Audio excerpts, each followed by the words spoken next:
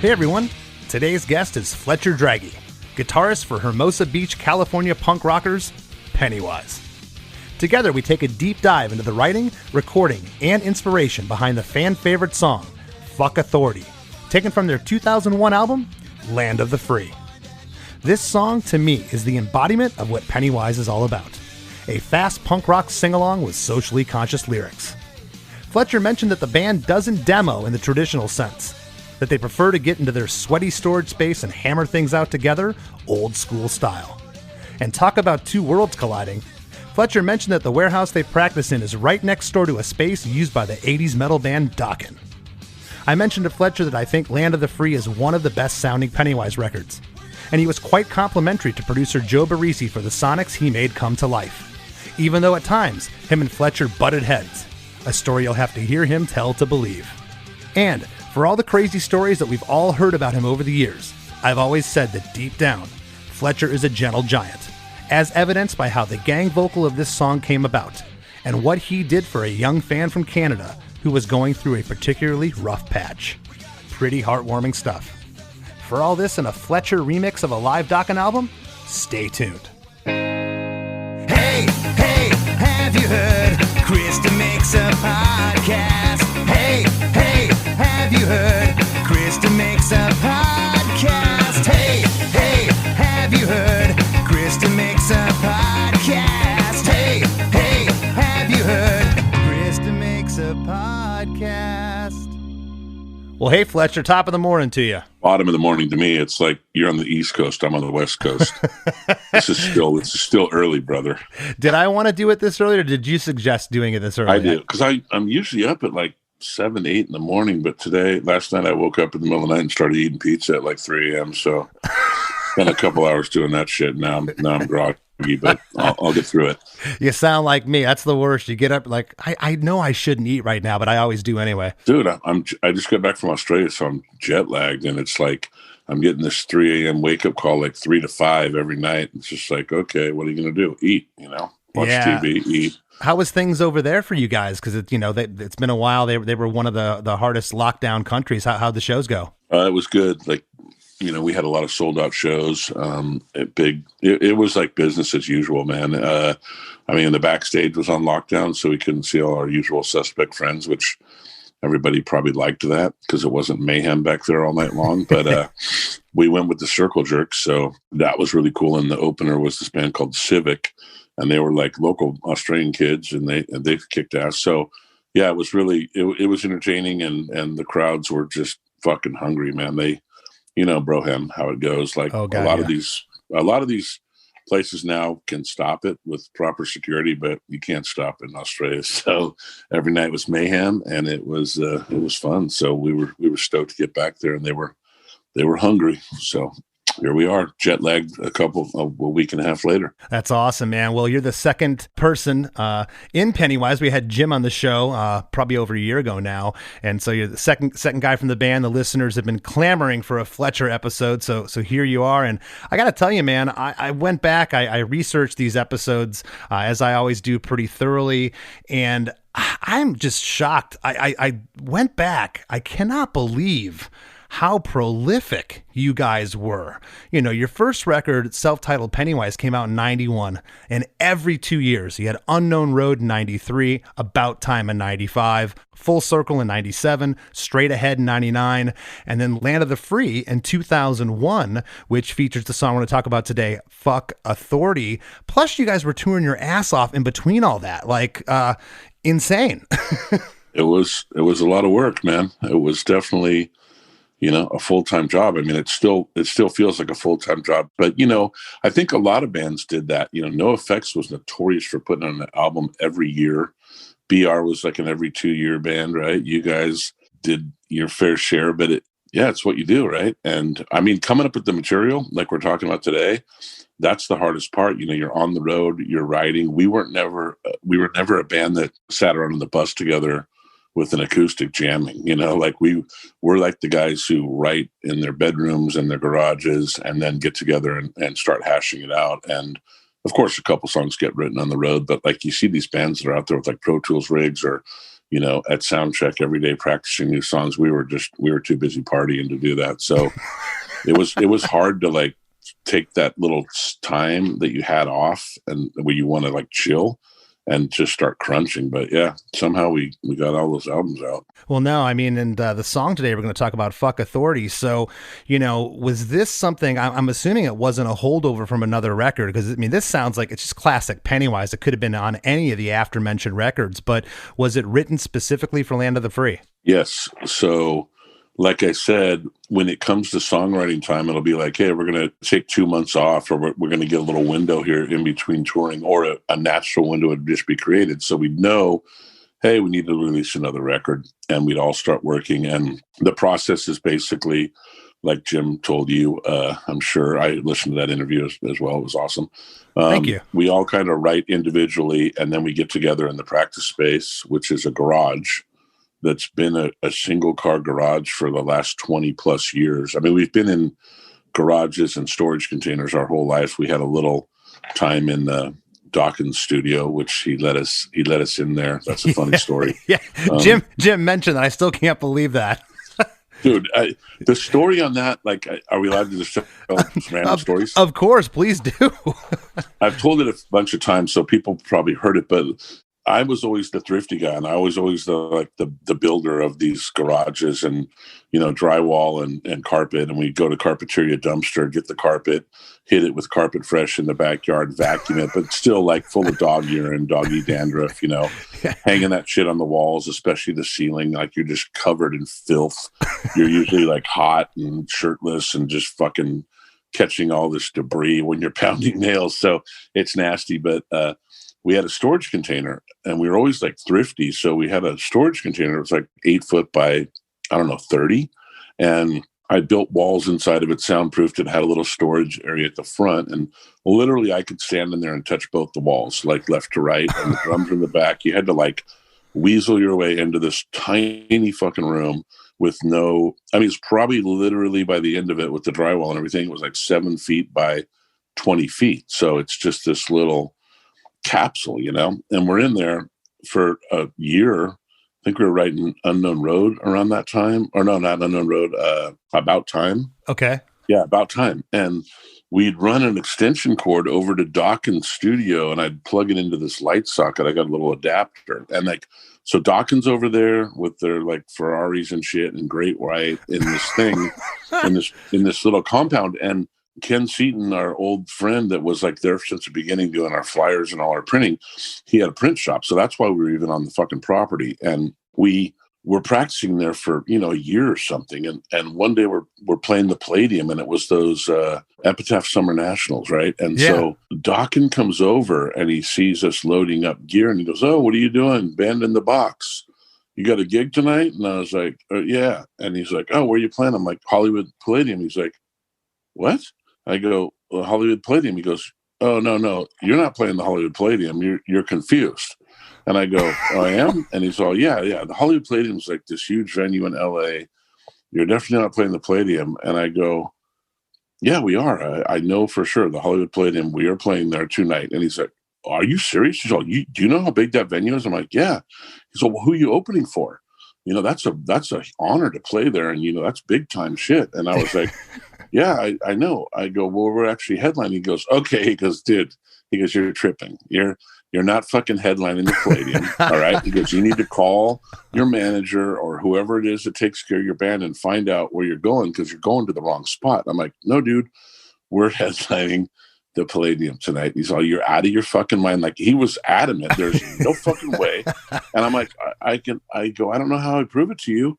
And that was like before fucking, cell phones and internet, basically, and smartphones. And there was a BAM magazine laying there. Oh, yeah. Or an LA Weekly or something. And I go, "Wait a second." I fucking open it. There's like a full page ad, Pennywise fucking headlining Hollywood Palladium. He's like, "What the fuck is going on here?" Like, he was completely blown away, out of his mind. He's like, "This is not happening." I'm like, "Yeah, we've been doing this shit forever. We sold out the Shrine like, a couple of years ago." And he's like, "What the fuck?" So he let us. He's all, "Anytime you want to practice, you come into my studio. You're good to go on the fucking house. I'll give you the keys from now on." You can't be Wow. in this fucking box. He's all, there's no air in here. You're going to suffocate. I go, well, this is how all the clubs are in Europe, dude. We're just getting, warmed up. So we wound up writing Full Circle in Dawkins' studio. And like, it was all Dawkins gear, a huge room with AC, a big screen TV, leather couches. We're like, what the fuck? And then like a full recording studio in there as well. And ironically, that was the first place we ever recorded a Pennywise demo, like, I don't know, 10 years or 8 years, whatever it was prior, which she wound up buying. So he wound up being a super rad dude. And then we just developed a relationship with him. It was pretty funny because we're these punk rockers from the box, and he's like Ferrari driving metal maniac along with great white guys. And it's a long road down a long rabbit hole down that little compound, but that was pretty fucking cool. So you got to remember too that the metal guys, they were in a tailspin around the mid '90s. I mean, the bottom dropped out for them, so he just thinks you're the local kids down in the hot box playing. He had no idea. This is before the fucking bottom dropped out. So we're over there, we're broing down with him. Oh, by the way, like when he was gone one night, I pulled out the 2-inch reels because I knew about recording a bit, and I put up 2-inch reels, Breaking the Chains live in Japan, and I remixed it, and in the middle of the night, drunk, and the fucking crowd noise was all fucking pre-recorded, flown in, and you just like. So I remixed it. I took it over to Total Access, where we were actually recording About Time. And I showed it to Win, who's the owner over there. That's like Total Access, Black Flag, Descendants, Ronnie James Dio, Guns N' Roses, Sublime. Like, it's a really famous studio. And he goes, what is this, Fletcher? And I go, I remixed this off Dawkins 2-inch. And he went fucking bananas, started screaming at me because he's like an audiophile guy. He's all, you realize you could have ruined that tape? You need to bake that tape, and you could have destroyed that property. You have no fucking business. I got like totally chewed out. I thought I was all badass because I had like a personal remix of Breaking the Chains. But when Nirvana came along and started scooping it up and they were on the outs, I'll never forget. I go, what's wrong, dude? And he goes, I'll tell you what's wrong. Fucking Nirvana. Do you know those fucking guys? And I go, yeah, kind of. He's all, fuck them. Those motherfuckers are ruining my life. They're ruining everything I fucking worked for. And I was just thinking, yeah, dude, because people actually wear fucking Levi's and flannels. They don't wear fucking spandex around all day and fucking makeup and jewelry, Yeah. So it was sad because those guys just crumbled, man. And just like any other genre that fails, like it just went away. And it was pretty bad because we would see those guys and Great White and a couple other bands of that nature would always be around there. And they were like, I bought a bunch of shit from Great White, man. No kidding. I call it the fire sale. Like, I still have a bunch of their cabinets and shit, but it was a sad time for them, and still a rad dude. But yeah, just I think he lives with his mom, or if she's still alive, and just kind of goes and plays a couple reunion shows here and there. But all good. He helped us along for the Full Circle era. So. Right on. Well, before we jump into the track, I love the sound of Land of the Free. I think this record sounds great. It was produced by the band and Joe Barresi. Is that how you pronounce it? Barresi? Mm-hmm. Mm-hmm. And question. So you had a producer named Darian Rundle who produced Straight Ahead, and then Joe came on for Land of the Free, and then Darian came back for From the Ashes in 2003 and The Fuse in 2005. So was this just a stop off? I mean, I love the sound of the record. Were you guys ultimately happy with it? We had a studio next to Total Access that we wound up leasing from Win, and we built it. We used to go in there and record comps and stuff, and we went in there, me and Byron and Justin from 98 Mute and this guy Mark Theodore from Theologian Records bought it, and we revamped it. We put a new board in, a Trident 80C, and got a Pro Tools rig, and like put a bunch of money into it. And Darian was our in-house guy. So we did that record with Darian there, and we mixed it at Total Access. And then it was just kind of like stale, like working with Darian a little bit. We worked with him a lot. He was good, but especially Jim wanted to try somebody else. So we got Barresi, and he was more of a metal guy. He was like Queens of the Stone Age guy. And all that stuff. And we wanted a little bit heavier, more bass driven, sound and stuff. So he was pretty blind, like coming in there. He was asking me, like, does the kick drum sound good? Like, what's up? And help me. I've never done punk rock. And it was kind of funny, but he was good. He was definitely, we rubbed, me and him butted heads a lot. And I think basically the band told him, don't listen to Fletcher, like, because I'm always got my nose in where it doesn't belong when it comes to recording. So I think they said, just disregard everything Fletcher says, do what you want to do. So I helped him a bit in the beginning, getting sounds, and then when it came to recording, man, it was a rough one. But he got good performances, and a lot of people, think it's one of our better sounding albums. I think it's really good. I actually really good, but I wish you look back, I'm like, I wish the guitars had a little more distortion on them, or this, that, and the other. The recording experience itself was kind of miserable because I owned the studio, and he's like, you call this a fucking studio? What the fuck? Like he actually came to our studio and recorded. Now, was this stall number 2 it's called? Yeah, stall number 2. And okay, we wound up trying to mix it at Total Access, but he took it away and he wanted to go to an SSL console up in the Valley. And I remember one day he wouldn't turn the toms up, and I was like, dude, can you turn the toms up in that part? And he's like, no. And I was like, can you just turn them up for a second and we can listen to it and see if you don't like it, turn it back? Nope. Oh man. And I was one like, of those. dude, I was like, I wrote this song and this tom part's supposed to be prevalent here. And he's all, no, if you don't like it, fire me. And I'm like, that's not how we operate, dude.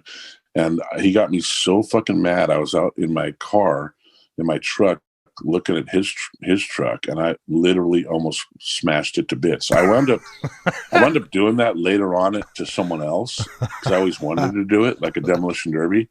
But fuck, man, in hindsight, I wish I would have done it, because it would have been pretty legendary. I was just revving my engine, just sitting there. I'm all, you motherfucker, and I drove around the neighborhood for like an hour to cool down. But he was awesome. Like he's a rad dude, and he's really well known for guitar stuff. He's done a bunch of Bad Religion records now and a bunch of other stuff. But he was a rad dude. It was just like, just sometimes when you're working with people, they have a different way of working. And for me, it wasn't the most pleasant experience. But for like Jim, I think Jim loved him. I love the guy, but I'm just saying, it was a grind. But yeah, I like how it sounds. I think it's a good sounding, punchy record. I think it's a great representation of what Pennywise sounds like. I think it sounds like you guys. I think the guitars have plenty of fuzz on them for me. I think they sound great. And the low end on this record, that's really, Randy's bass sounds great. And we'll talk about that in a little bit. But yeah, Joe, he's credited, to your point, a lot of metal, Slipknot, Clutch, Chevelle, Cody and Cambria, the Melvins. So an interesting choice for producer, but I think the record sounds great. The song's 3 minutes and 16 seconds, Fletcher. There's an intro of 8 bars. It's bass, drum, and stereo guitars, all hammering this like staccato part together.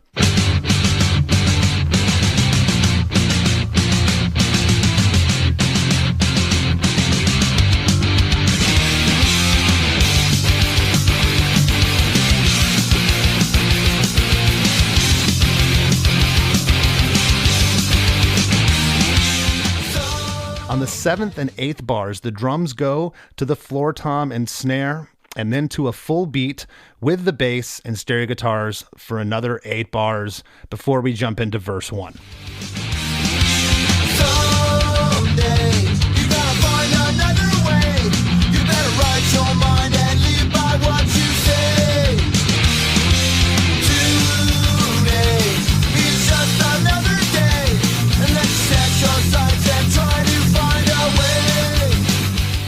It sounds to me like through the whole track, I want to see if you remember, were all the vocals double tracked? Probably, that's a thing that I'm not a huge fan of in general, but a lot of bands do it. And Jim got on that kick, I think, with like Mike Ness, like, because he found out, Social D was doing it and other bands as well. But yeah, like I think the first, like Unknown Road and the first album were not doubled.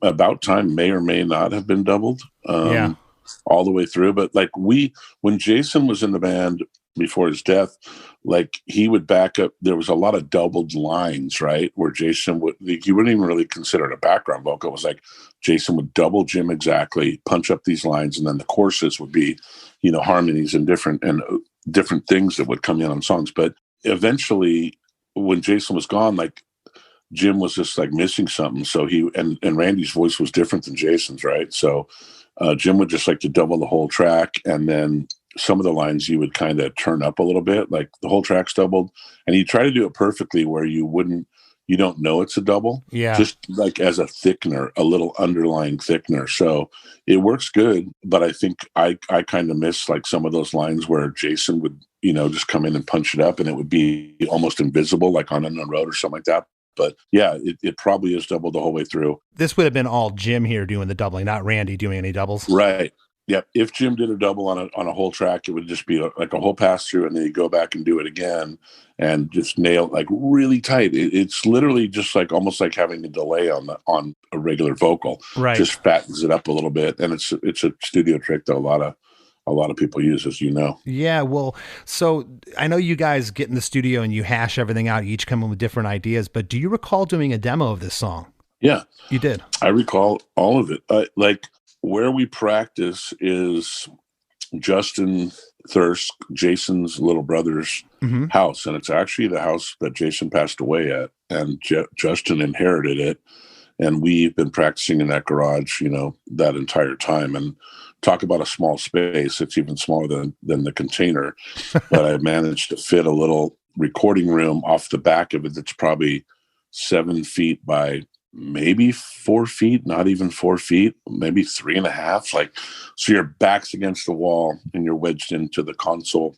I got the console from the Forum that was the actual PA for the Forum, like, Lakers, home of the Lakers and shit back in the day. No kidding. Yeah, I got that at Guitar Center. They traded it in. The church bought the Forum. A church bought it. They traded that for like 3 microphones. The guy's like, get it the fuck out of here. It weighs like 900 pounds. So that's literally what we've been making our demos on for 20 plus years. Actually, the Straight Ahead demo was done on that as well. And that was at Great White's studio when we took over Great White's place for a minute, but long story. So, so Justin played drums. So if I couldn't round up Byron, or like I've got weird hours and shit, like I'm going down to that garage. It's 3 blocks from my house, and I'm playing in there. It's all carpeted up, and you could fucking play at midnight. The house is right next door. I would drag Justin off his couch. Like he would just be watching football. But hey, dude, I got a song idea. He's all, fuck no. Come on, man. I'm watching fucking Monday Night Football. Man. Fuck that. Like get up. And I would force him to come out. And Fuck Authority was that type of situation where I had this idea. And usually how I write when I'm writing songs is probably like everybody else, is I come up with a guitar riff first. I'm not even thinking about vocals. And then I either don't ever come up with a vocal idea and I just give it to Jim, or I will go record the song and then work on vocals afterwards, or I'll sing along and come up with melody, hum a melody while I'm playing.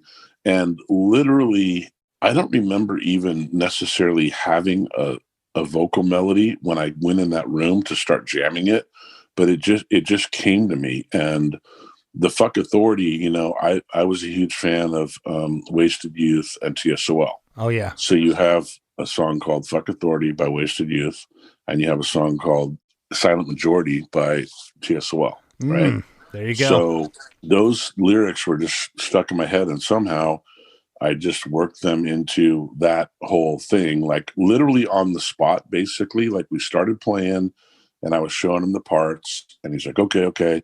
And that's like, he's a perfect drum machine, because he would just do what I said, he really wouldn't have a ton of input, but he would. Like I go, play a tom beat here and do this. So we're just jamming along. And, I'd say about 40 minutes into playing it, the structure was there, the melody was there. I didn't really have a verse going, but the pre-chorus and the chorus was there, and the turnaround. And I remember, like, as it started taking shape, he was like, fuck. He's all, why can't we write a song like this? Because he was in 98 Mute. I'm like, I don't know. He's all, fuck, how did you do that? And I'm like, I don't know. It just came to me. So those songs are in my head.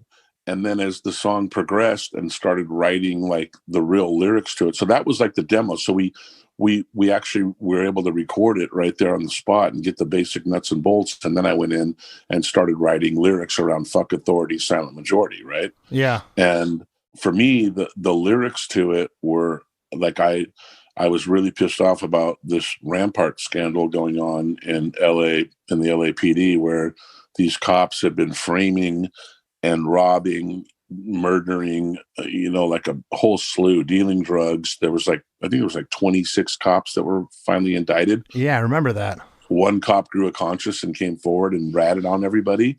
And it was just I don't know.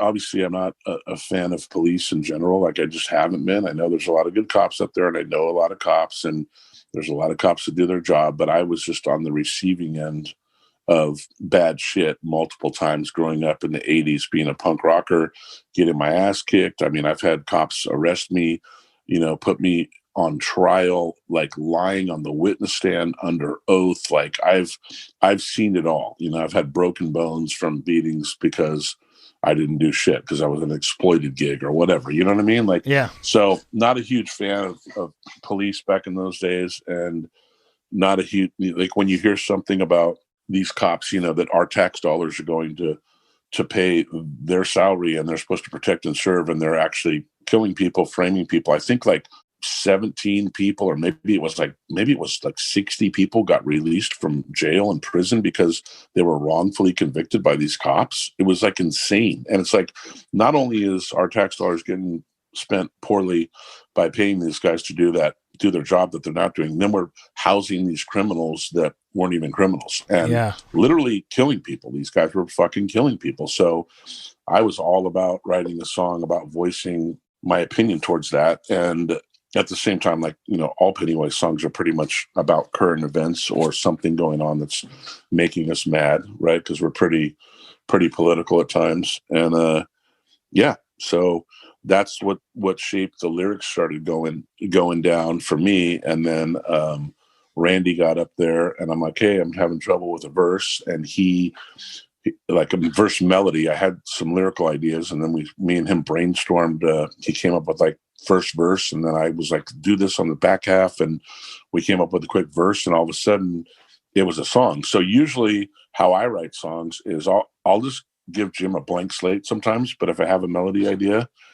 I can give him that as well. But a lot of times he doesn't want to hear my melody idea because it gets stuck in his head. Yeah. So he's like, hey, I don't want to fuck with your shit at all.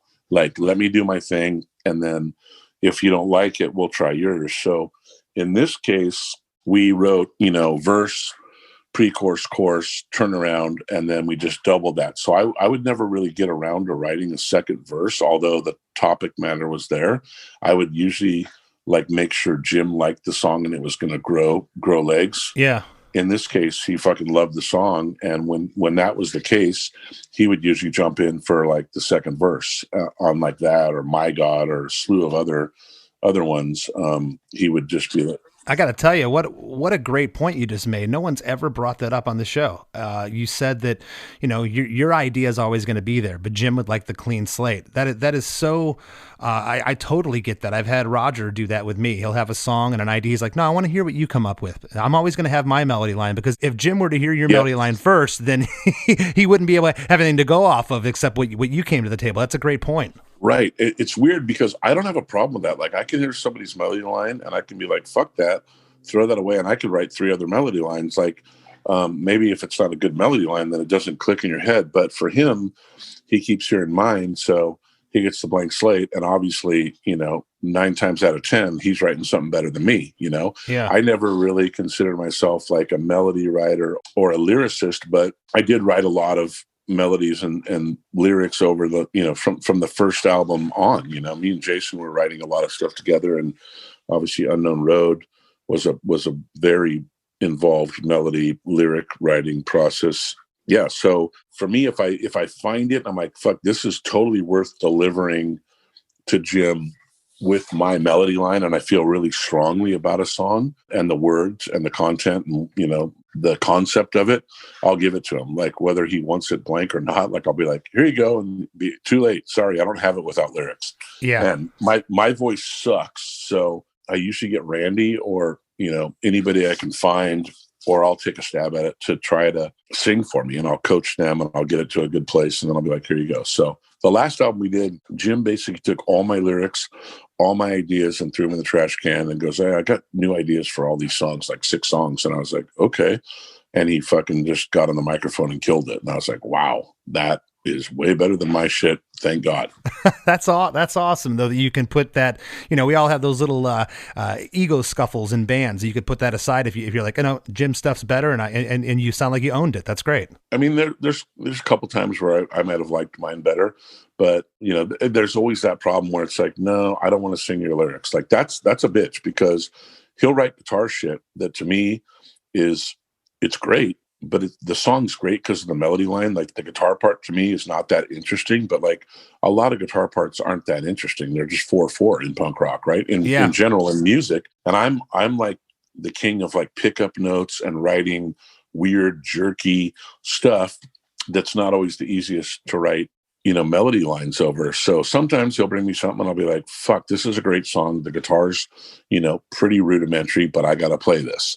And I'll play it because the song's good. But if I imagine me bringing him a song with lyrics that he doesn't want to sing, and like, we don't go around talking about who wrote what, like, obviously it comes out in interviews and shit like that. But from all intents and purposes, it's everybody, Yeah. Everybody's got their hands in there at the end of the day, and they're all, someone writes the bulk of the song, but if I write the music, Jim writes the lyrics, Byron comes in with some cool drum ideas, Randy's doing bass lines and saying, hey, what about this vocal idea for the bridge? Like everybody's writing together. Sure. It's hard sometimes. And I remember I wrote a song called Something's Wrong with Me.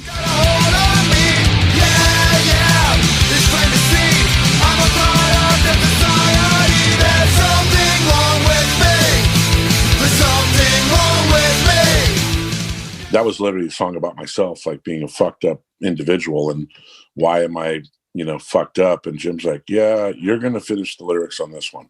I'm not doing the second verse. This is all you.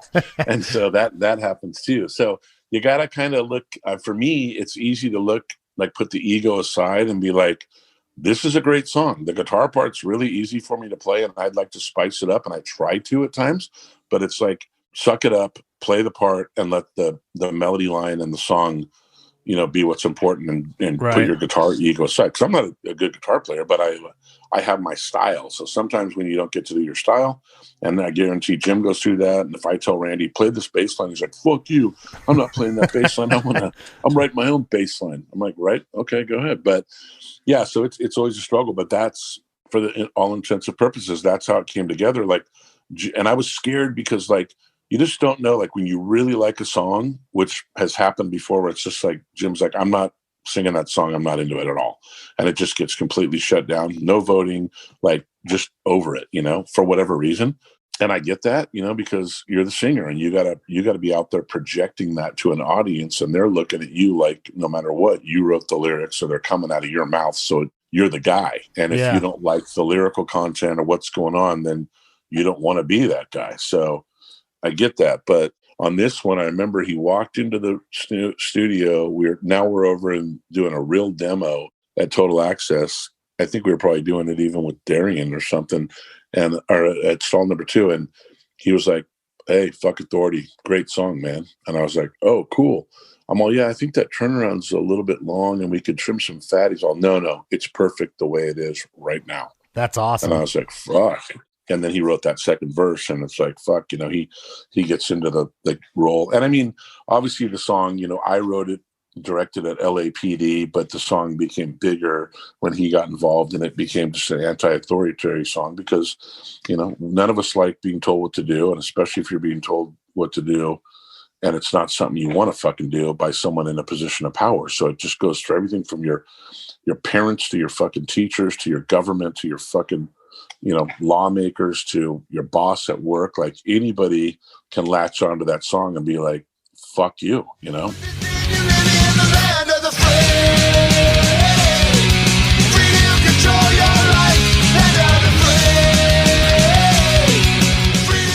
Hey everybody, don't go anywhere. We got lots more with Fletcher after a few words from our sponsors.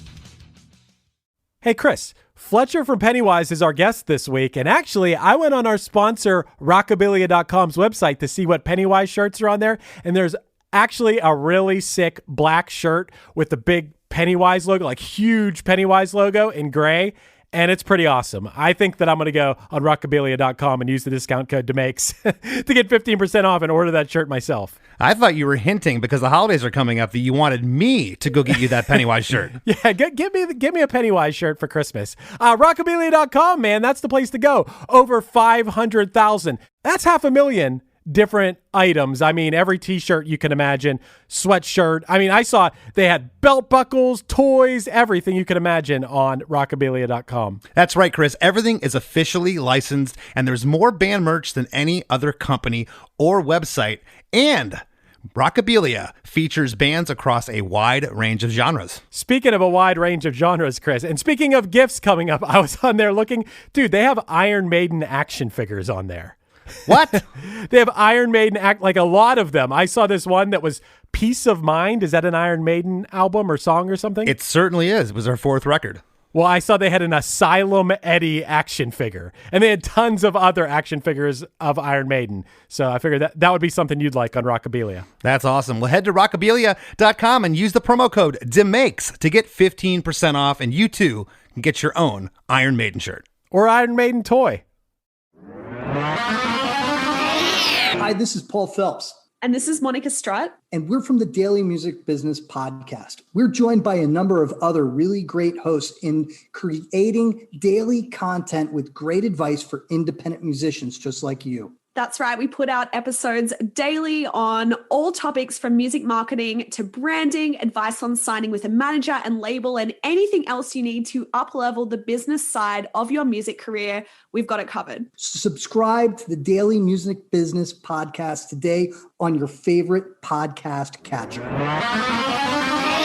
Subscribe today to the Daily Music Business Podcast on your favorite podcast platform.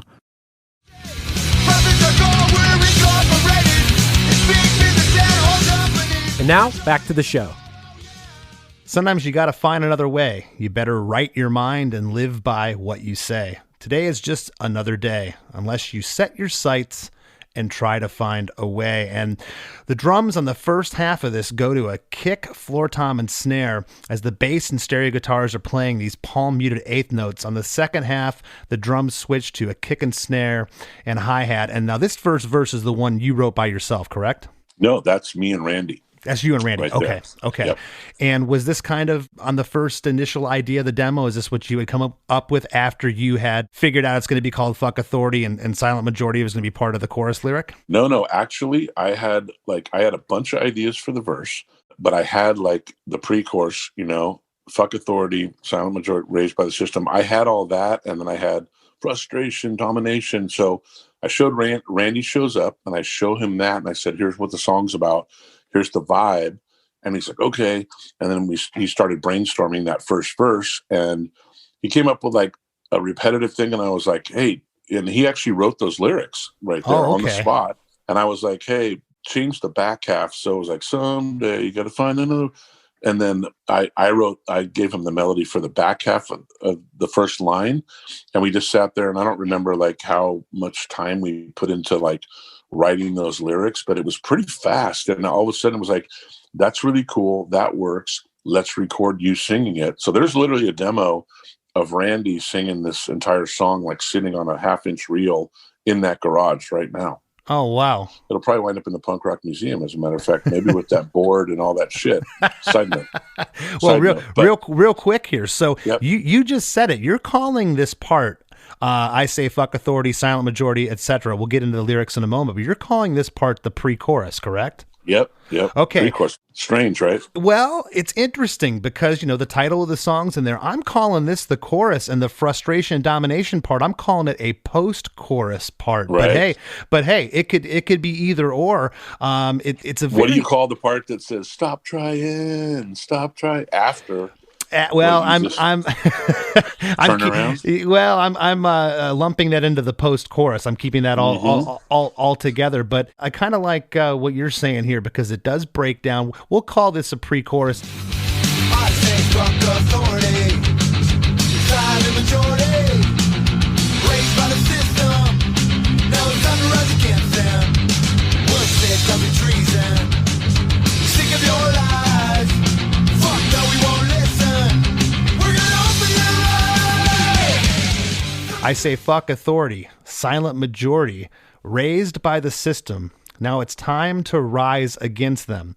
We're sick of your treason, sick of your lies. Fuck no, we won't listen. We're going to open your eyes. And I got to tell you, this song to me is like the complete embodiment of what Pennywise is all about, especially that lyric right there. That's kind of what your band is based on to me. I was getting goosebumps when you're reading that. That's kind of gross. I gave Fletcher goosebumps. Yeah, fuck everything, destroy. No, I mean that. I don't know. Like, you know, you guys have always been. What do you want to call it? Anti-authority. And this song, man, it's obviously a fan favorite. And to your point, it can mean so many things to so many people. That's the beauty of lyrics. But you know, fuck authority could mean, like you said, your parents, your teachers, the police, whoever is in a position of power holding you down. Yeah, whatever you're mad about or whoever you're mad at, you know, you can just throw this song in your car full blast and. You know, it's like reminiscent of like Killing in the Name of or something, you know, like by Rage Against the Machine. Like it's written out of frustration and anger. I mean, we all make mistakes and we try to, like, you know, as punk rockers, be morally responsible for our actions. And, you know, of course I'm a fuck up and I've done a lot of dumb shit and stuff that would be considered pretty unmoral, I guess, at this point. If you consider biting people and throwing up on people and shit like that unmoral, I've seen it. Yeah, so I mean, I'm not a fucking spokesperson for doing the right thing by any means, but just like anybody else, things make me mad, and like that was it. And it's just like, yeah, I feel like literally when you read that to me, I felt like I started getting angry and just wanting to like fucking punch something, because that's what a lot of our songs do. You know, they make you, they're designed to like make you wake up, make you stand up for yourself, make you feel empowered, because there's so many people out there that are in abusive situations and a multitude of reasons, like, or depressed or this or that. And we've always wanted songs that could lift people up and say, hey, you're not alone. Like, you know, we're here for you. And we're thinking the same way. And so songs like that are kind of timeless, because it doesn't matter what's going on right now. You could find 100 things going on in the world that this song will be appropriate to turn up full blast and get mad, you know? I'm going to go ahead and call this a pre-chorus because it does break down. We're going to call the next part the chorus, and then the post-chorus is going to be the stop trying part. No, I think you're right. In your defense, not to interrupt, like, it's really weird for me to like go and play a mute part. Like the lyrical, the fuck authority, silent majority, that's like the hook of the song, and that should be the chorus. But the fact that it's like sucked down right there and going into a mute right there is not something we do very often. And I don't really go by a set of rules. Like, if you listen to our albums, they're all over the map. Like, some albums have pre-choruses, some of them have no pre-choruses, some of them have, you know, completely different outros or completely different bridges, blah, blah, blah. So this was one of those things that just like somehow when I was jamming it in the room that day, when I had all these parts in my mind and I was putting them together, that just felt right. So I don't know. I know. I'm glad you said that, because later on, when we get to the gang vocal part, it has to be broke down, and it kind of lends itself to this feel that you've already done earlier in the song. I think it's great. In this pre-chorus that we're calling it now, the band breaks down kind of the same feel as the first two lines of the verse. The drums are on the kick, the floor tom and the snare as the bass and stereo guitars are playing those eighth note chugs you were just mentioning for this whole pre-chorus part. Something interesting here, Fletcher, on Sick of Your Lies, again, this is double-tracked vocals throughout this section, but right here, there's a slight harmony on one of the double lead vocals. You get a harmony on the word lies. You know what I'm talking about? Sick of your lies. I don't know if that was an accident that Jim had done, but it's really cool because it's the only spot in the song that you actually get in harmony. And on the last line here, we're going to open your eyes. There's this big Byron drum fill that he's known for that takes us into what we're calling the chorus. Frustration, domination, feel the rage of a new generation. We're living it, we're dying, and we're never gonna stop. Stop trying, stop trying, stop trying, stop trying. Frustration, domination, feel the rage of a new generation. We're living, We're dying. We're never, ever gonna stop. And then, of course, the post-chorus is stop trying, that lyric for 4 times. But what are you trying to say here? I guess there's always been rebellion, like obviously throughout the history of fucking planet Earth. I think it was just kind of like the punk rock generation hasn't been around that long, since like the early, mid 70s, whatever. Yeah. And you had all these other genres of music that are compliant, basically, right? They're like feel good, fucking rock and roll, this, that, and the other. Reggae, country music was a little bit outlaw, blah, blah, blah. But like punk rock's the first one genre that I think really embraced like, fuck the system, fuck the man. We don't like it. We're going to yell and scream. We're going to write fucking 1 minute long songs at full volume. We suck, but we're going to scream until you hear us. So it's kind of like, here we are. We're the new generation and we're fucking sick of your bullshit. And we're just not going to put up with it anymore. And we're going to keep fighting. And I think we've seen a lot more in recent years since the song even, and even before the song, of people standing up for themselves and what they believe in and getting more vocal. So it's just about basically like any group of humans that, is fed up and is just going to come at you full speed. And I think punk rock has tackled a lot of subjects and has been on the forefront of just saying, hey, fuck you. Like, we're calling you out. We're going to tell it like it is. If you don't want to hear it, fine. But we're not going to write love songs and we're not going to write fucking, surf songs. We're going to write songs that matter to us. And we're going to try to bring about change in the world for better, And Yeah. It's kind of just like, yeah, we're fucking fed up and we're coming for you. And that's the basic meaning of that course, if you would. You know? Well, I love that you can really hear the unison vocals in this part. I think it needs it. I think it doesn't sound like a gang vocal, but you can hear it. It sounds mean. It sounds tough. The bass, drums, and stereo guitars are in. I wrote again, this part just pummeling. These big open buzzsaw guitar chords. On We're Never Gonna Stop. On Stop, the band stops completely. And then on Stop Trying, the whole feel kind of changes for these back 4 lines. And at the last line of Stop Trying, there's a big tom buildup to a complete stop. And then this big pick slide takes us into verse number 2.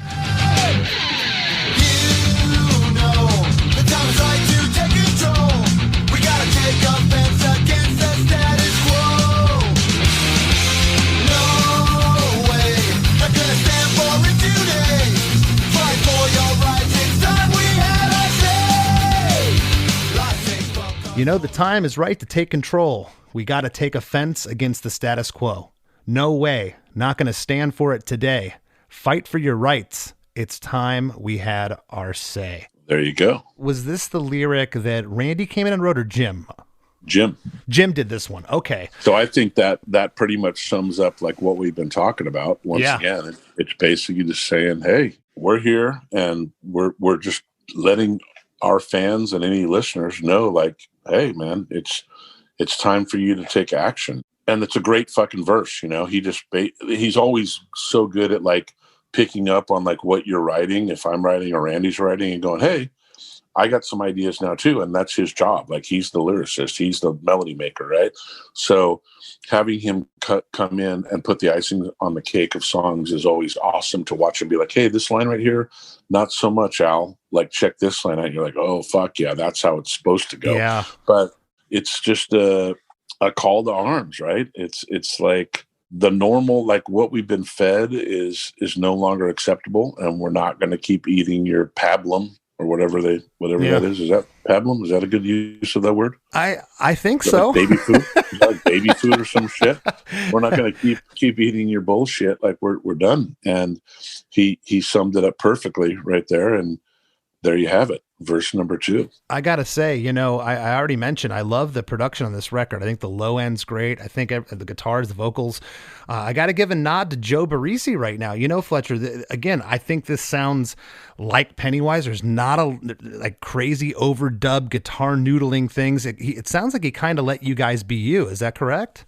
Yeah. He didn't have a lot of direction on like song structure and stuff like that. One of the things he taught us, which is really cool, is to double ending lines. So if you're on a chorus or a verse where you just typically have like 4 4 bars of something, Mm-hmm. take the 4th bar and double that, and maybe tweak the lyric a little bit so you're like 5. Yeah. And you'll hear that on some of these songs, not on this song particularly, but that was pretty cool. But he was just kind of like, he's the known for getting the sounds guy, and he's the guitar sound guy. So we did a bunch of shootouts with different amps and stuff. And I remember I had a crate Blue Voodoo. And he's like, the fuck you're playing a crate Blue Voodoo on this record? You're not playing a crate. I'm like, okay, well, let's at least listen to it.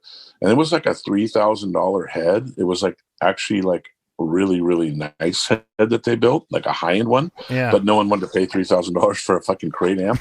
And we did the shootout, and he was pretty fucking blown away by how good it sounded at the end. But yeah, he was the sound guy, and he was really good at getting Jim to sing, and coaching Jim. And I remember like the intro of this song. Yeah. It's really weird. I do this I down pick, but then I do a weird upstroke in it, and you can get turned around when you're doing that. It's like if you tried to play it, you'd know what I'm talking about. Uh-huh. And I know, I know exactly what you're talking about. Right. So it's a weird little thing, and I was getting turned around on it when I was doing it, like on the double or something. He's like, what the fuck's wrong with you? He's like, can't you hear that? I'm like, dude, I don't even know what I'm doing. Like, I just wrote this part, and I don't ever like look at the technique. I just write it, and it was kind of a weird. People said that Foo Fighters stole that lick for all my life. All my life. I feel the most, feel it come to life when I see your ghost.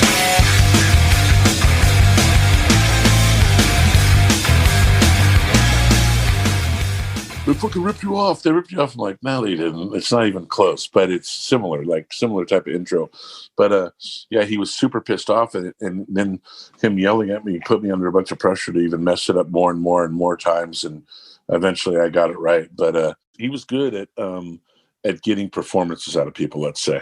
Yeah. Well, we're going to talk about some of that palm muting when we get to the instrumental bridge here in a bit. There's some really cool stuff you do in there on guitar, but the pre-chorus here, the band dynamics are the same as pre-chorus 1. It's the same lyrics here. You get that harmony again on Lies and the line Sick of Your Lies. The last line here, we're going to open your eyes. Man, there's a killer bass guitar run that Randy does. Life takes fuck authority. Silent majority, raised by the system. Now it's time to rise against them. We're sick of the treason, sick of your lies. Fuck no, we won't listen. We're gonna open your eyes.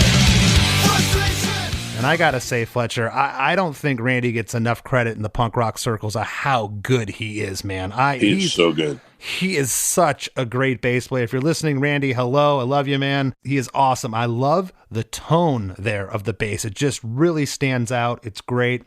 We go into chorus number 2. Frustration, domination, liberation of a new generation. We're living, we're dying, we're sick and tired of the endless lying. Destroy, enjoy, you fight the world is hard to enjoy. Dominate, eliminate, you're gonna feel the wrath of hate. This is interesting chorus. Typically, if you're going to change up a chorus, it's going to be the last time in the song. Nope, it's chorus number 2 here. We get a back half lyric change. It's completely Doubles up. Yeah, it's completely different. So we get a double chorus here. I'm going to read all these lyrics out. Frustration, domination, feel the rage of a new generation. We're living, we're dying. And here's where it changes. We're sick and tired of relentless lying. Destroy, enjoy. Your fucking world is our new toy. Dominate, eliminate. You're going to feel the wrath of hate. And on Wrath, the band stops. Wrath of Hate, that lyric happens. And then we get an instrumental bridge for 16 bars.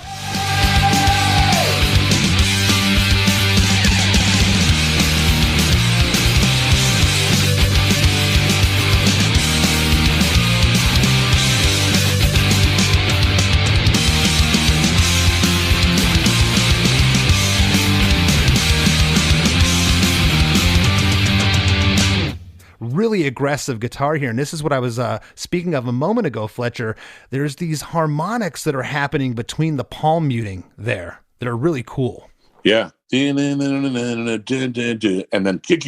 harmonics right in there. Yeah. Yeah. And it's weird because we never do bridge parts without lyrics, right? It's always got, I mean, I can't remember a bridge part other than like a guitar solo, but like there's not like a rhythmic bridge part that doesn't have lyrics at some point. I wrote that in my notes. This is odd for you guys. What was the deal Really? here? Was there no lyrics, or just it sounded good how it was? Because this is different for you not to have lyrics during a bridge. Yeah, I don't know. It's like when I wrote it, I had this bridge and the ball got in Jim's court eventually with that double course there.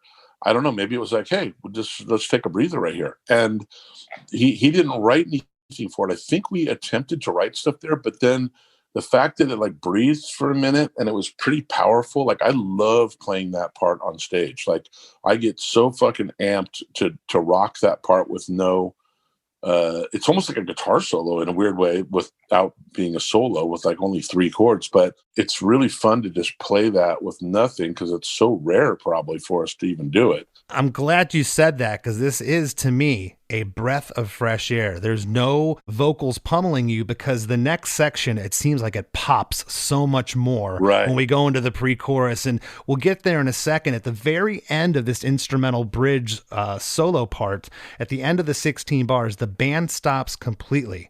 And there's just 4 subtle hits of the hi-hat. Not even hits with a stick. It's just Byron hitting the hi-hat. I think it's foot tap. Yeah, a little foot tap that takes us into pre-chorus number 3, which again, whether we're calling this a pre-chorus or a chorus, Fletcher, I kind of feel like you get 2 choruses in this song. Yeah, that's kind of like actually a good way to describe it, because obviously if you ask somebody what's the chorus for Fuck Authority, they're going to say it's the Fuck Authority part, right? Yeah. And I'm just saying, like, from layman's terms of like working on a song, it's like, here's the verse, here's the pre-chorus sucked down, the chorus explodes with the, frustration, then you got to turn around after that with the stop trying, and then so it's you're kind of right, it's a double however you want to describe it. Well, coming out of that bridge, I think this part hits harder because there's no vocals there. And when it gets into this, what we're calling pre-chorus 3, the drums are just present with the bass. It's kick, floor tom, and snare with the bass guitar until the lyric, "We're sick of your treason." When that comes in, the stereo guitars come back in. But for the first 4 lines here, it's just drums and bass. Huge gang vocal. Fuck authority. Silent majority, raised by the system. Now it's time to rise against them. We're sick of the treason, sick of your lies. Fuck no, we won't listen. We're gonna open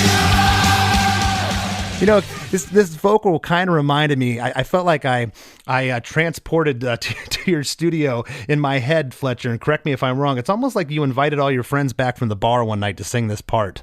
Actually, it was almost like that. We did a contest to bring people to sing that part. Like What? Yeah, we did a contest where got on, went out there and said, hey, put your name in the hat if you'd like to come to California and sing this song.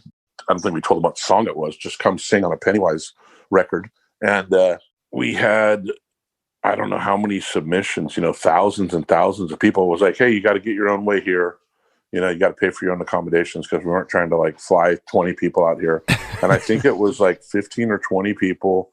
And they came, dude. They came from all Canada, Florida, everywhere. Oh, that is super cool. There was a kid named James and the way that we picked him was like, I literally randomly went through and read people's emails and just said, okay, this guy should be here. You know what I mean? It wasn't like drawing numbers. It was like I read every single submission, which took a long time. And some people would have like nothing. Some people would, say something more relative that, put them to the forefront. But there's this kid, James, from Canada, and I called, and his mom, and I called everybody individually and was like, hey, you won the contest. test. And they're like, oh shit, or you're invited. So this kid was 16. I got on the phone with his mom, and she's like, oh my God. Well, we're in Edmonton or whatever, or Toronto, I think it was. And so his brother had recently committed suicide, and he found him Oh, geez. like a couple weeks before. And the mom was like, he's going through a really hard time, and he loves your band, and we can't afford to send him. And I'm like, okay, check it out. I'll pay for his plane ticket, and he can stay at my house.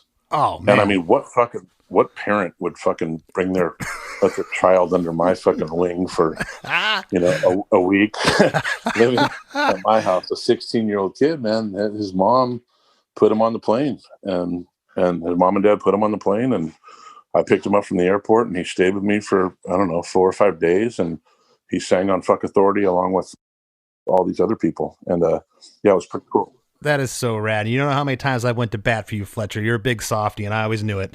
Yeah,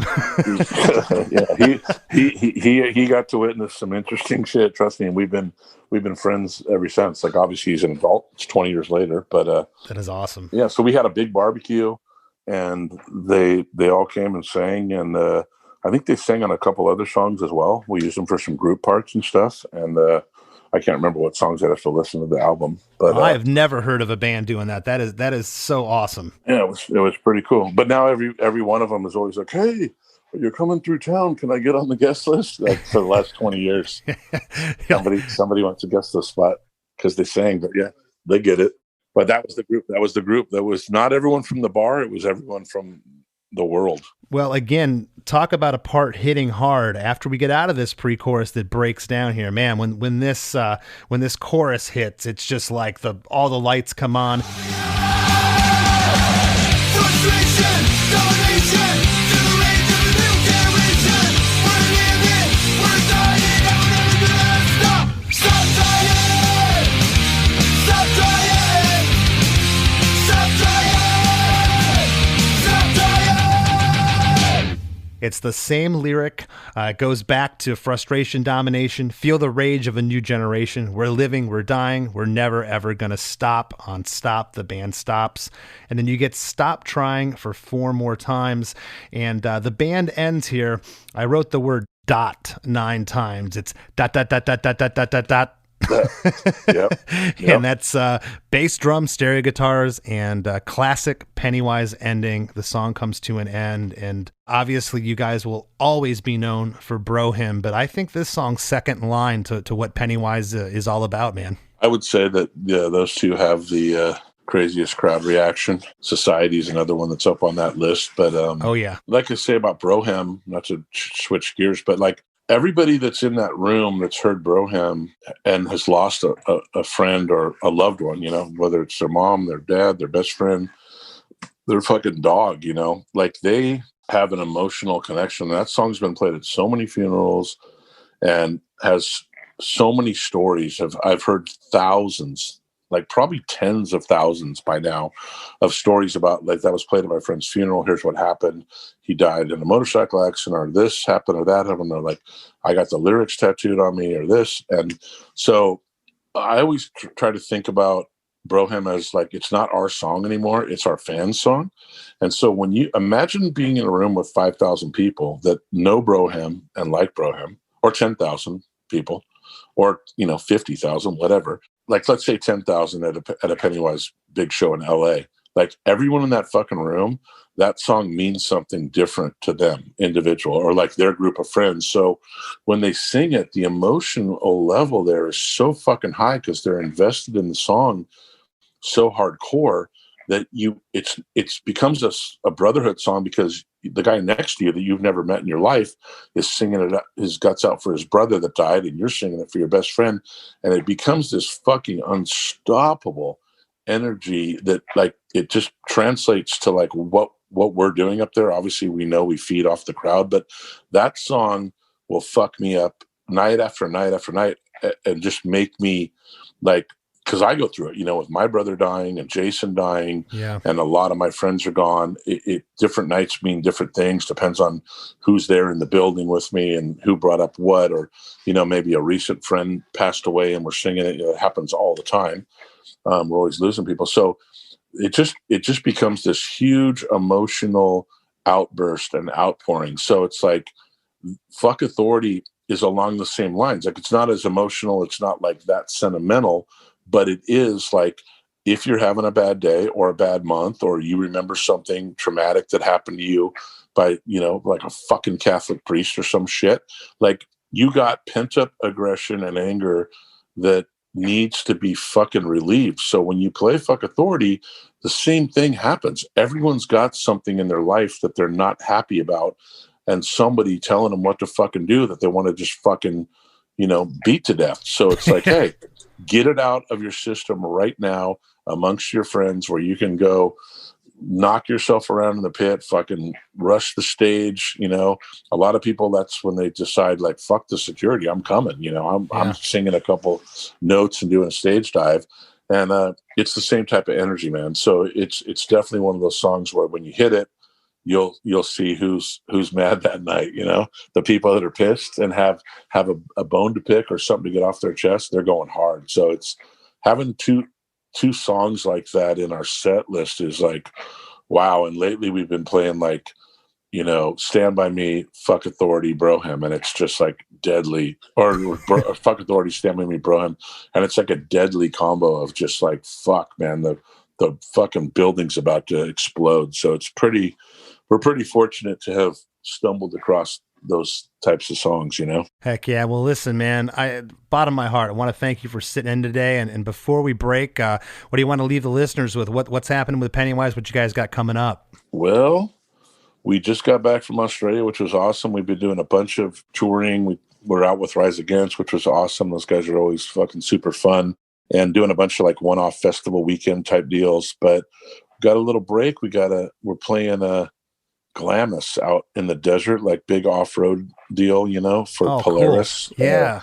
Polaris is throwing a party, which I don't know if they know what they're getting into, but it's crazy out there. And I've never been, because I don't do well with alcohol and motorized vehicles. I figured I'd kill myself. So it might be my last weekend on the 29th, but that's like an unannounced show that's probably announced now. But yeah, it's going to be mayhem. And then we got another little thing for Monster, a little backyard party with a bunch of athletes that are going to be there. And then holiday break. And then we're heading over to Europe with Dropkick Murphys for like a 5-week tour, which is fucking unheard of for us. 5 weeks. That's going to be mayhem.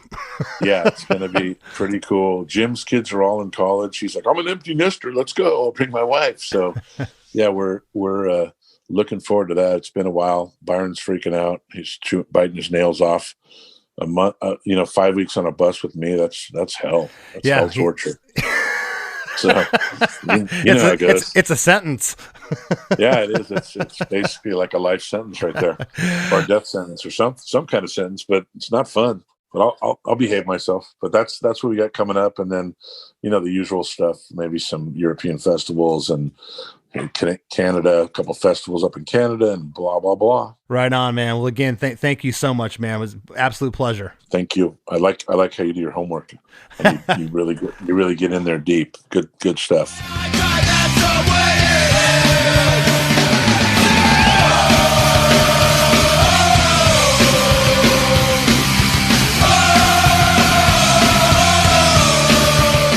Hey, we got to take a quick break for a word from our sponsors, but don't go anywhere. We got lots more Chris DeMakes a podcast after the break. Ever wonder what a punch from Elton John feels like? Or how you'd cope with having turned down the chance to be in Nirvana? Or what signal Keith Richards gives when he wants you to get the hell out of his hotel room? Fans of Too Much Effing Perspective don't have to wonder, because they've heard these exact stories and a jillion others on our podcast. I'm Alex Hoffman, former tour manager for Radiohead. And I'm musician and comedy writer Alan Keller. On the TMEP show, we get guests like Nancy Wilson from Heart, Jeremiah Freites from the Lumineers, and Modern Family's Julie Bowen to tell us things they may have only shared with their therapist, clergy, or a TMZ stringer. So join us on Too Much Effing Perspective. That's EFFING Perspective. the only podcast you crank up to 11. If you like music and you like podcasts and you like to laugh and you like to learn, you need to immediately subscribe to One Hit Thunder. Each week on the One Hit Thunder podcast, we dive deep into the story and back catalog of a one-hit wonder band or artist. From there, we have a good, healthy discussion as to whether they brought the one-hit thunder or were nothing more than a one-hit blunder. We have a huge back catalog, and we've done episodes on everything from Don't Worry, Be Happy and the Macarena to King of Wishful Thinking and Cumbersome. I promise you're going to love the show more than Jaquan loved getting tipsy, and even more than Bobby Boris Pickett loved making alternate versions of the Monster Mash. Subscribe to One Hit Thunder wherever you get your podcasts. As we near the end of the show, here's a band you might not know. Welcome to this week's Band You Might Not Know. If you'd like your band to be considered for Chris DeMakes a podcast, all you have to do is email your best song via MP3 only and a short bio to bandyoumightnotknow@gmail.com. This week's featured artist is God's Green Apples, a 4-piece punk rock band rooted in Americana from Pittsburgh, Pennsylvania. You can find their music on all the streaming services. Here's a snippet of their song, Anymore. And I think about you now and then. Every sleepless night she's dancing in my head and she's singing, hey, yeah, yeah, yeah. I don't love you anymore. Hey, yeah, yeah, yeah, oh, yeah, yeah. Don't love you anymore. I don't love you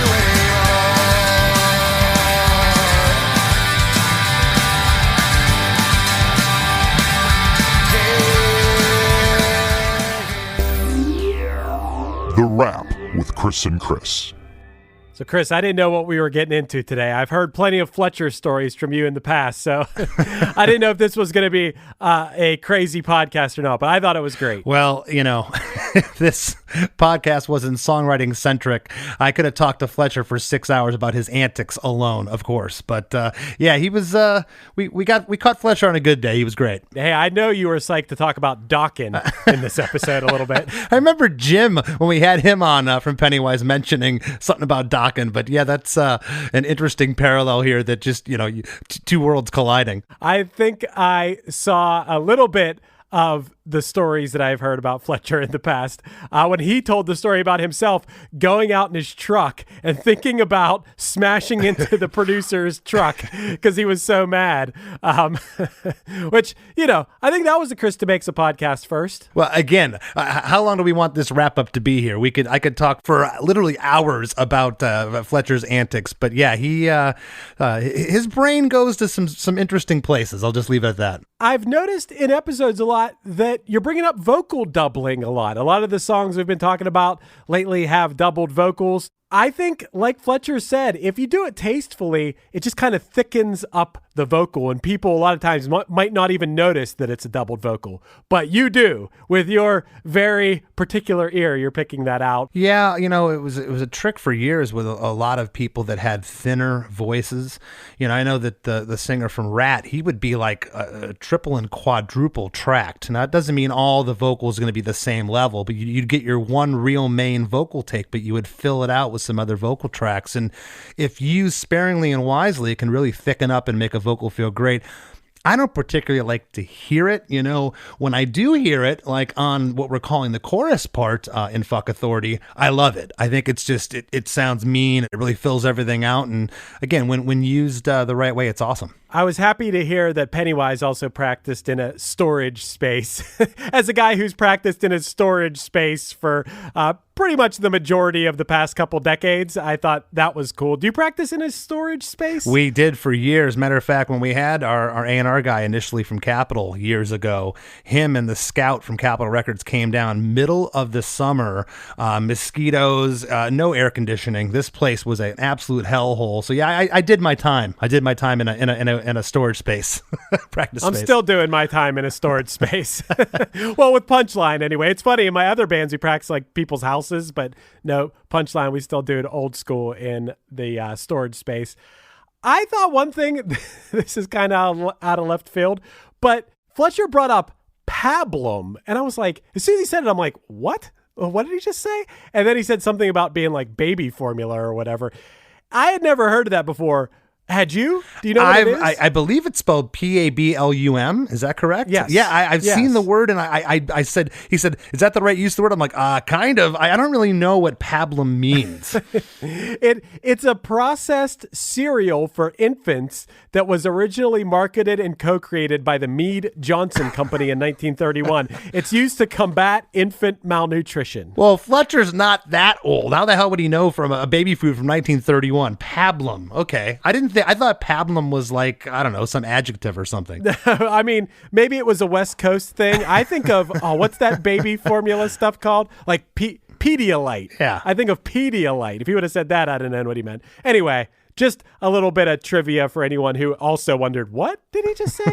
I also thought it was cool that Fletcher talked about having a high-end crate amp that sounded good. Now, for anyone that hasn't played in a band, it feels like everyone who starts a band, everyone has crate amps when they first start, like when you're a teenager.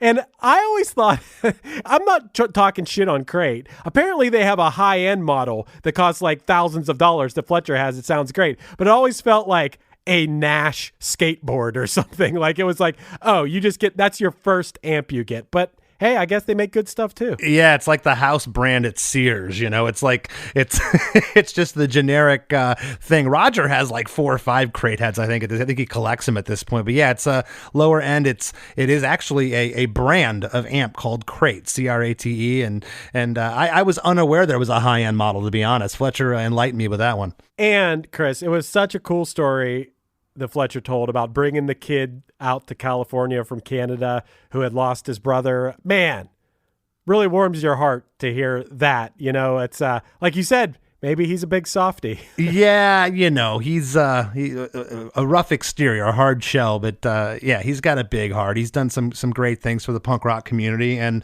you know, I had mentioned that that part just kind of feels loose in the song. It feels like they invited their buddies back, you know, after a night of drinking out at the bar or a party or something. He's like, well, kind of. And when he explained that story, I thought that was really cool. That's really, really awesome. I mean, what makes for great group vocals, gang vocals, is to have a bunch of different voices in there. And what kind of makes them extra cool and fun is if those people singing that aren't necessarily all great singers. Yeah. Getting some normal people in there singing, it just adds to the realness of it. Absolutely. We've done gang vocals for Less Than Jake, where we've like, you know, called in the girlfriends or the wives or the next door neighbor and they're like, I can't sing. It's like, yeah, but we're chanting this part. You don't need to sing. Just do your best. And it kind of, you know, makes everything a little off and not perfect, which adds to the realness. Yeah. And speaking of realness, if you enjoy the realness that Chris and I bring to each week with Chris DeMakes a Podcast, you might also enjoy the After Party Podcast. It's our bonus episode each week that you can get if you sign up for our supporting cast at chrisdemakes.com. Chris, I don't know how you do it. Week after week after week, the segues just keep a-coming. That's right. Go over to chrisdemakes.com and sign up for a supporting cast. You'll be helping to support the podcast that you know and hopefully love right here. Chris DeMakes Podcast. We love your support. And please join our Facebook group, the Chris DeMakes Podcast Facebook group, over 4,000 members. It's super interactive, a lot of fun. Give me a follow on Instagram if you don't mind at Less Than Christy. And I'm still doing those custom songs and jingles. Hit me up if you'd like when the holidays are upon us. You can hit me up at chrisdemakes@gmail.com. Again, that's chrisdemakes@gmail.com. And I want to thank this week's guest, Fletcher Dragge, for sitting in with us. And we'll see you next week. Do you enjoy the content and production of Chris DeMakes a Podcast? Do you have an idea for a podcast or an existing podcast that you'd like to take to the next level? Well, check out WeKnowPodcasting.com. At WeKnowPodcasting.com, we have over 25 years of combined experience in the pod field, and we're ready to help you succeed in the golden era of podcasting. Hey, what's up? This is Blake Weiland. I'm the host of the Tone Mob Podcast. It's a show where I interview guitar people about guitar stuff. We talk about their pedals, their amps, their accessories, their preferences, all that stuff, as well as a healthy dose of whatever comes up. Topics have ranged from aliens to addiction and anywhere in between. Oh yeah, and pizza. We're definitely going to be talking about pizza. So get the show wherever you're listening to this podcast at. Just search The Tone Mob in your search bar and it will pop right up. Come join us. We're having a lot of fun. Thanks for checking it out.